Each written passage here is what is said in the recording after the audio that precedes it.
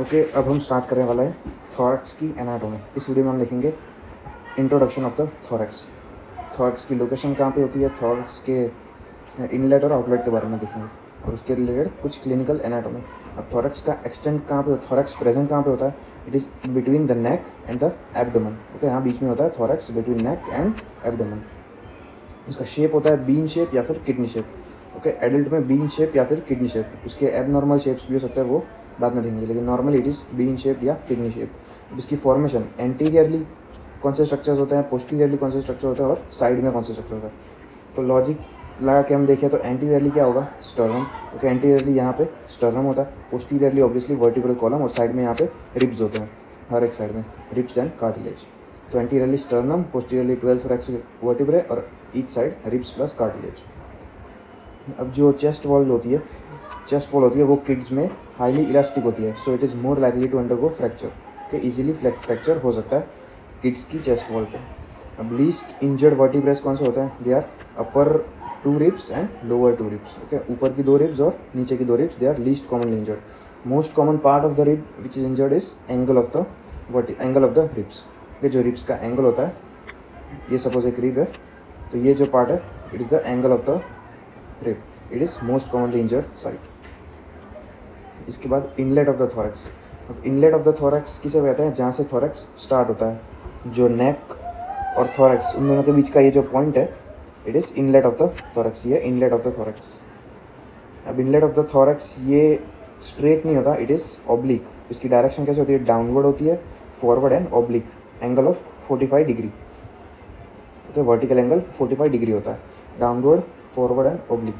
अब एंड इस फिगर से हम देखें तो बाउंड्रीज कौन बना रहा है इनलेट ऑफ द थॉरैक्स की? Anteriorly it is upper border of the manubrium of the sternum. तो ये मेनोब्रियम है, नीचे स्टर्नम होता है, तो anteriorly manubrium, upper border of manubrium of sternum, posteriorly first thoracic vertebra. Inlet सिर्फ इतना ही होता है, ये इनलेट फर्स्ट थोरेसिक वर्टिब्रा और साइड में फर्स्ट रिब एंड कार्टिलेज। तो बाउंड्रीज हो गई, anteriorly it is manubrium, upper border of the manubrium, posteriorly first thoracic vertebra और on each side first rib plus cartilage. Direction is downward, forward and oblique with 45 degree angle. अब एक सिप्सन्स fascia या फिर सुप्रा pleural membrane, वो क्या होती है? वो भी एक मेम्ब्रेन होती है प्लूरा को कवर करती हुई ऊपर के साइड से, वो भी यहाँ इनलेट के ऊपर ऐसे अटैच होती है, मतलब इनलेट पे प्रेजेंट होती है। तो वो एक नाम याद रखना, सिप्सन्स फेशिया या फिर सुप्रा प्लूरल मेम्ब्रेन। अब structures passing from the inlet, ये जो इनलेट था यहाँ से बहुत सारे स्ट्रक्चर्स पास होते हैं। ये बहुत सारे स्ट्रक्चर है, तो ये फोटो से आप पढ़ के देख सकते हैं। बहुत सारे ये ऑर्गन्स है, लंग्स का टॉप वाला पार्ट है, फिर ट्रिकिया है, ईसोफेगस है, रिमेन्स ऑफ थाइमस है, कुछ मसल्स है, वेन्स है, आर्टरी है, नर्व्स है। ये सारे स्ट्रक्चर्स पास होगा थ्रू द इनलेट, ये सारे स्ट्रक्चर्स, ये विसरा, वेसल्स एंड नर्व्स। अब क्लिनिकल इंपॉर्टेंस, क्लिनिकल एनाटॉमी देखते हैं। तो नॉर्मली फर्स्ट रिब होती है, वो स्टार्ट होती है from the first thoracic vertebra. Okay, T1 से स्टार्ट होती है, लेकिन 0.5% केसेस में एक रिब अटैच होती है to the C7। Okay, 7th cervical vertebra, वहाँ पे एक रिब अटैच होती है, उसे कहता है सर्वाइकल रिब। ये 0.5% केसेस में प्रेजेंट होती है।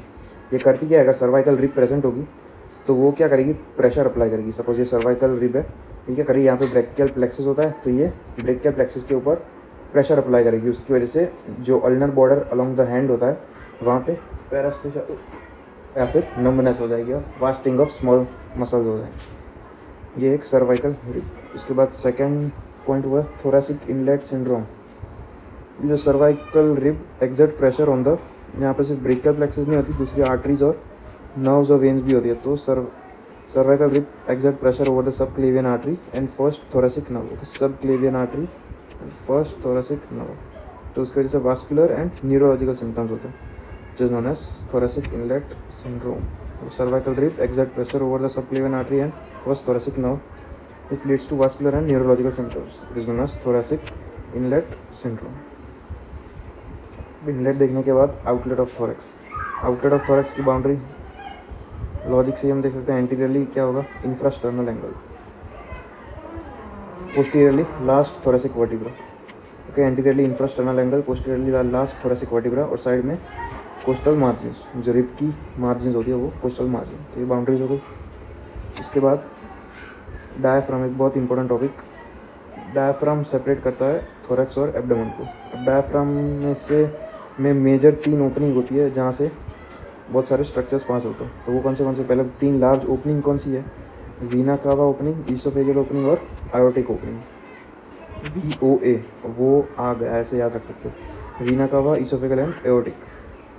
अब ये 3 ओपनिंग हो गई वीना कावा में, और उन तीनों का लेवल कौन सा आता है? वीना कावा होती है at the level of T8, oesophageal at the level of T10, aortic at the level of T12। Okay, T8, 10 and 12। Veena केवल ओपनिंग तो उसमें से ऑब्वियसली इंफीरियर वीना कावा पास होगा, ईसोफेगल ओपनिंग ईसोफेगस पास होगा, एओर्टिक ओपनिंग और अयोर्टा पास होगा। अब वीना कावा में से इंफीरियर वीना कावा के साथ साथ राइट फ्रेनिक नर्व और लिम्फेटिक्स ऑफ लीवर वो भी पास होते हैं। ईसोफेजियल ओपनिंग में oesophagus plus vagal trunk and left gastric vessel. इसे याद कैसे रख सकते हैं? ईसोफेजियल, इसमें जी पे फोकस करना, तो ईसोफेजियल वेगल, ओके, ऐसे याद रख सकते हैं, ईसोफेगस और वेगल ट्रंक, और फिर लेफ्ट गैस्ट्रिक आर्टरी। तो 3 याद रहेगा, oesophagus, vagal trunk and left gastric artery. Aortic opening में से एओर्टा, यहाँ पे टी पे फोकस करो, थोरेसिक डक्ट, तो एओर्टा, थोरेसिक डक्ट, और दूसरा ये से एजाइगस वेन।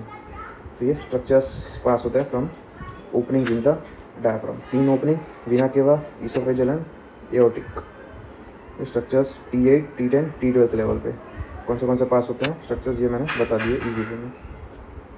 ये इमेज है ऑफ द डायफ्राम ओपनिंग। सबसे आगे होती है एओर्टिक ओपनिंग, फिर ईसोफेजियल ओपनिंग, और पीछे होती है इंफीरियर वीना केवल ओपनिंग। कौन से स्ट्रक्चर पास होता है ये बता दिया मैंने। तो ये था पूरा इंट्रोडक्शन ऑफ द थोरैक्स।